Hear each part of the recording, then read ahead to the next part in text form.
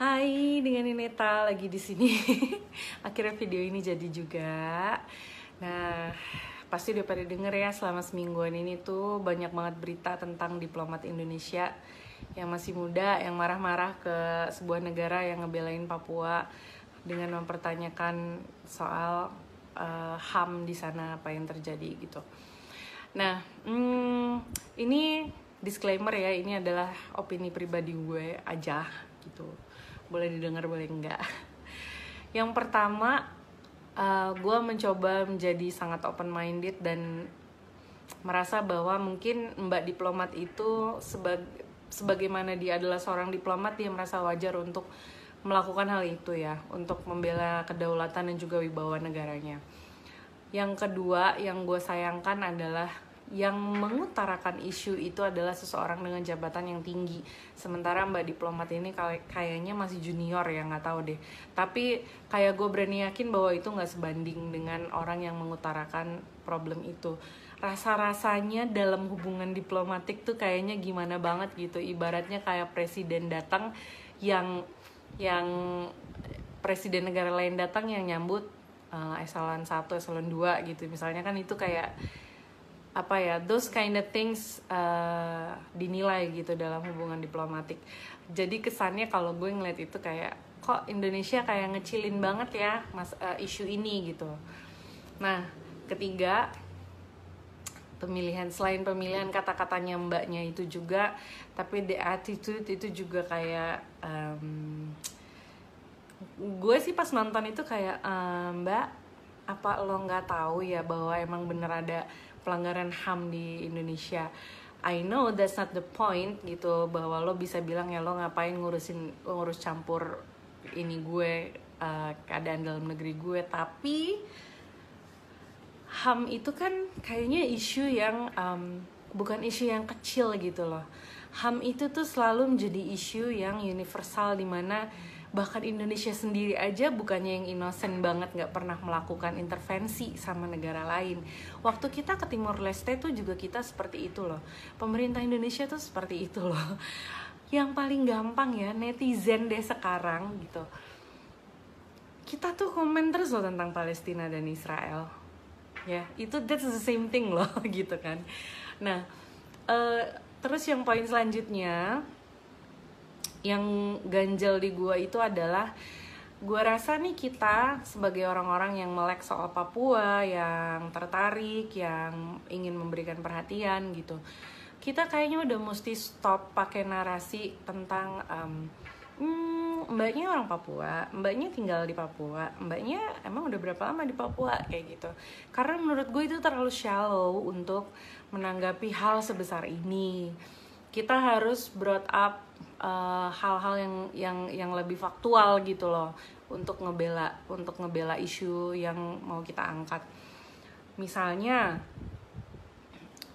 selama gue di Papua itu ya, gue memperhatikan Papua itu, salah satu problem yang ada di Papua adalah soal penyebaran informasi, baik itu informasi yang dari Papua atau informasi yang ke Papua. Itu selalu selalu seperti dipilih-pilih. Mungkin kalau teman-teman yang tidak punya link dan tidak punya relasi seperti gua, nggak akan tahu banyak hal tentang Papua yang beneran terjadi di sana. Yang mereka tahu bahwa coba deh perhatiin deh, netizen tuh pasti kalau ngomongin, ya lihat aja sekarang kan Jokowi udah ngebangunin infrastruktur di sana, udah ngebangunin jalan. Presiden yang dulu kan enggak gitu. Selalu seperti itu narasinya. Kenapa? Karena memang yang digodok soal infrastruktur terus, soal jembatannya Pak Jokowi, soal pabrik semen yang dibangun di sana. Maksud gue itu, padahal banyak banget nih kejadian yang ada yang benar-benar terjadi di Papua. Tapi kalau when it comes to kerusuhan atau berantem, selalu yang dinaikin beritanya pun selalu tentang berapa banyak aparat yang menjadi korban, berapa banyak orang Indonesia asli yang menjadi korban, pendatang yang menjadi korban.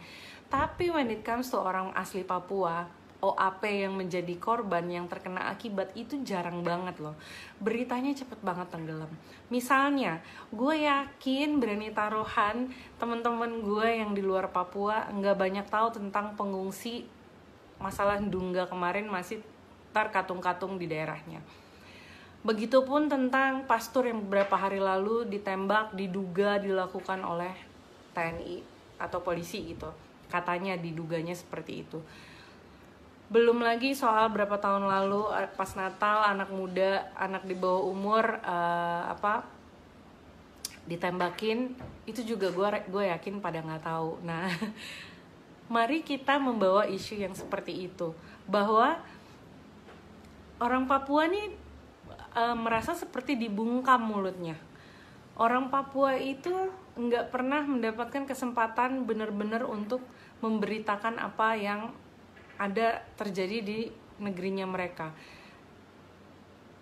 Jadi kalau mau dipikir-pikir ya wajar gitu loh. Kalau gue wajar orang Papua itu nyari elai kesana kemari, termasuk ke negara Vanuatu itu, untuk tolong dong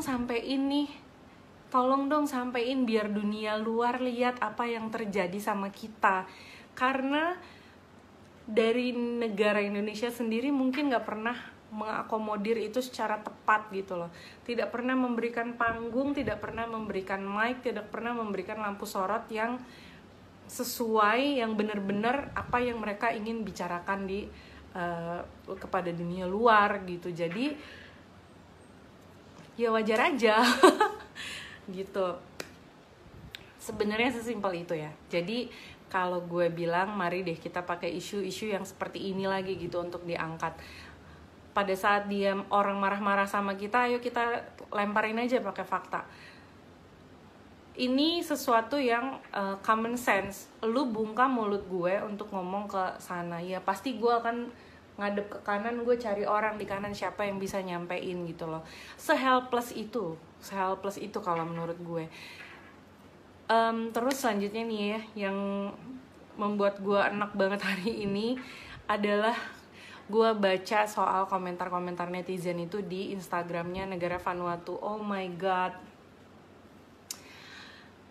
coming from a bunch of people yang mati-matian ngebelain Palestina dan Israel, yang ngebelain mati-matian soal Palestina itu. Lu tahu nggak sih, lu tuh lagi melakukan hal apa ya? Lu lagi melakukan hal yang sama sebenarnya. Ini nih sama. Papua ini adalah Palestina yang lu belain, gitu loh. Mereka ini merasa terjajah sama kita. Mereka ini merasa ditekan. Begitupun sama kayak yang lu lakuin ke orang Palestina itu, sama di Papua tuh kayak begitu. Vanuatu itu adalah kalian yang lagi ngebelain Palestina. Kalian orang Palestina bukan, kalian orang Indonesia kan? Kalian belain Palestina, di segala macemin sama Israel. Punya hak nggak untuk interfere urusan dalam negerinya? Ya kan? Nah, sama Vanuatu juga kayak begitu ke Papua. Ngerti nggak? Kalau ini nggak ngerti, gue nggak paham lagi gimana ngejelasinnya. Jadi coming from you yang mati-matian bikin hashtag Save Palestina dan lain-lain, guys, please, you guys look so stupid. Gitu loh. Lu datang ke Instagramnya orang Vanuatu, lu hina anak kecilnya, lu bilang kayak apa segala macam, lu hina perempuannya, lu hina adatnya. Lu tahu nggak kenapa Vanuatu itu ngebelain Papua? Karena mereka merasa mereka satu ras, mereka satu rumpun, gitu loh. Ya, pada saat lu menghina orang Vanuatu yang notabene secara fisik 11-12 sama orang Papua, menurut lu sentimen apa yang akan keluar dari orang Papua? Sentimennya positif atau negatif?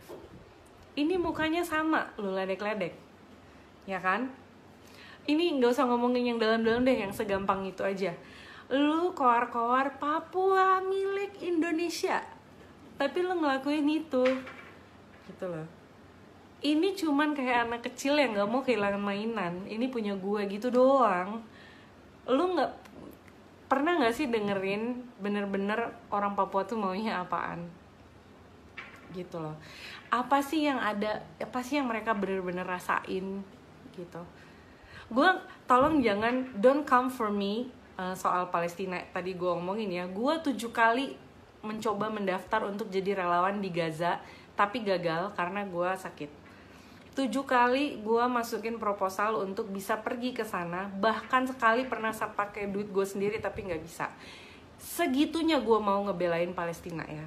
Jadi don't come for me untuk masalah Palestina itu. Gue akan tanya balik, lu udah ngapain? Gitu, lu udah ngapain ya?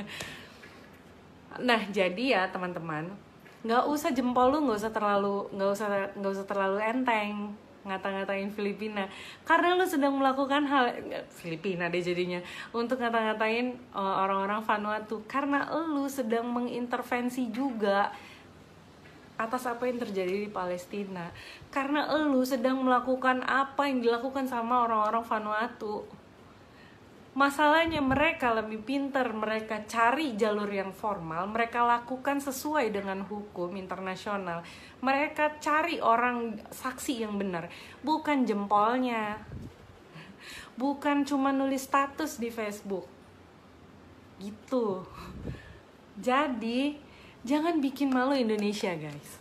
Seolah-olah kita nih negara yang udah paling suci banget, kita nih negara yang udah emang nggak pernah melakukan hal yang salah sama sekali. Dan yang paling oh my god, jangan senaif itu mikir bahwa nggak pernah kejadian apa-apa di Papua, bahwa tidak ada pelanggaran HAM di Papua, bahwa nggak pernah ada orang yang mati sia-sia di Papua. Karena kalau lu mikir kayak begitu,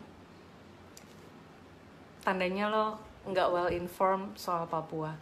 Mungkin lo bisa hubungin gue, nanti gue akan hubungin lo ke beberapa temen yang emang ngalamin itu, dan ke beberapa orang yang bisa ngasih lo informasi yang tepat soal Papua gitu loh. Yang terakhir nih, menurut gue keadilan sosial bagi seluruh rakyat Indonesia itu nggak kejadian di Papua. Kenapa?